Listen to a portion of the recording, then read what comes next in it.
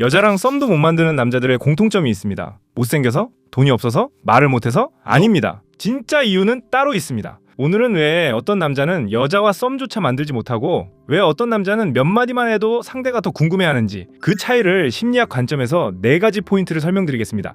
데드이브는 약 16,000명의 카페 회원수를 보유하고 있으며 여성이 먼저 하고 싶게 만드는 기술을 알려드리고 있습니다. 후기도 1000개가 넘습니다. 여성 회원분들의 후기도 있고 이미 많은 남성 회원분들도 여성을 매달리게 만들고 있습니다. 첫째, 여자를 설득하려는 순간 이미 낮은 포지션으로 들어간다. 여자와 썸도 못 만드는 남자들은 대화를 시작하자마자 자기 매력을 보여주는 게 아니라 자기를 선택해달라고 설득합니다. 나는 이런 사람이야. 나는 진심이야. 나는 너랑 더 알아가고 싶어. 그런데 호감이 생기기도 전의 설명은 진심보다 조급함으로 보이기 쉽습니다. 2022년 에브레일의 연구에서는 관계에서 과도한 확인 요구가 신뢰와 애착 양식과 관련될 수 있다고 설명합니다. 쉽게 말하면 계속 확인받으려는 태도는 상대에게 안정감보다 부담을 줄 수 있다는 겁니다. 만일 상대가 대화를 이어갈 의지가 없으면 거기서 멈추면 됩니다. 예를 들어 답장이 늦었다면 이 정도면 됩니다. 바빴나 보네. 푹 쉬어. 끝입니다. 여기서 혹시 내가 뭐 잘못했어? 답장이 없어서 신경 쓰였어. 나는 너한테 진심인데. 이렇게 들어가면 상대는 설레는 게 아니라 책임감을 느낄 수 있습니다. 둘째, 호의는 반응이 있을 때 한다. 아직 상대가 나에게 관심을 보인 것도 아닌데 이미 연애하는 남자처럼 행동하는 사람들이 있습니다.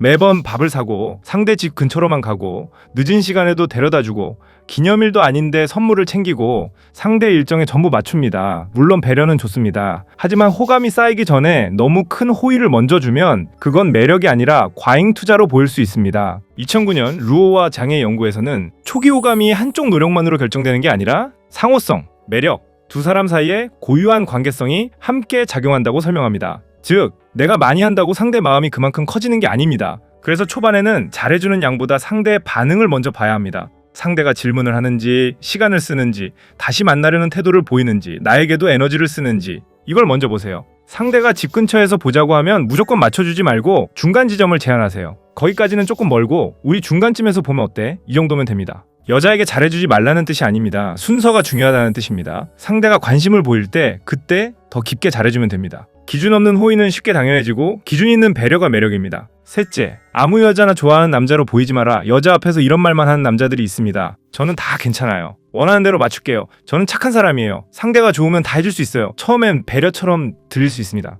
하지만 계속 반복되면 기준 없는 사람처럼 보입니다. 매력은 친절에서만 나오지 않습니다. 기준에서 나옵니다. 상대는 무의식적으로 봅니다. 이 남자가 정말 나를 특별하게 보는 건지 아니면 그냥 아무 여자에게나 맞춰주는 사람인지 그래서 내 기준을 자연스럽게 보여줘야 합니다. 예를 들어 이렇게 말할 수 있습니다. 저는 외모나 직업보다 자기만의 세계가 있는 사람이 좋더라고요. 남들 다 하는 유행만 따라가는 사람보다 자기가 진짜 좋아하는 걸 아는 사람, 그런 사람이랑 대화하면 시간이 빨리 가요. 오늘 얘기해보니까 민지씨도 약간 그런 쪽에 가까운 것 같았어요. 이 말의 핵심은 칭찬이 아닙니다. 나는 아무나 좋아하지 않는다. 나는 사람을 볼 때 나만의 기준이 있다. 그런데 너에게서 그 기준에 맞는 부분이 조금 보였다. 이 3가지를 동시에 전달하는 겁니다. 2004년 리스 클럭 홈스의 연구에서는 친밀감에서 중요한 요소가 상대가 나를 이해하고 인정한다고 느끼는 것이라고 설명합니다. 여기서 중요한 건 무작정 예쁘다, 착하다, 좋다라고 말하는 게 아닙니다.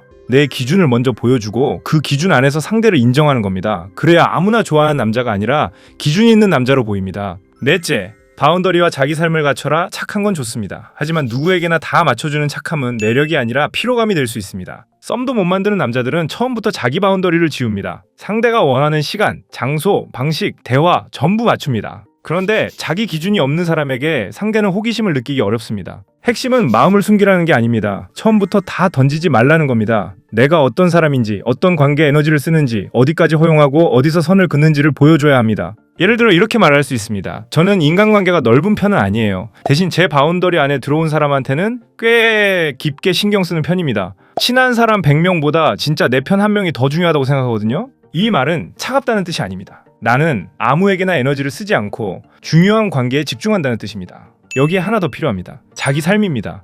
할 일도 없고 목표도 없고 하루 종일 여자 답장만 기다리는 남자는 아무리 말로 기준을 이야기해도 설득력이 없습니다. 여자가 궁금해하는 남자는 여자에게만 몰입하는 남자가 아닙니다. 자기 일, 자기 취향, 자기 루틴, 자기 세계가 있는 남자입니다. 예를 들어 이렇게 말할 수 있습니다. 저는 하나에 꽂히면 끝까지 파는 편이에요.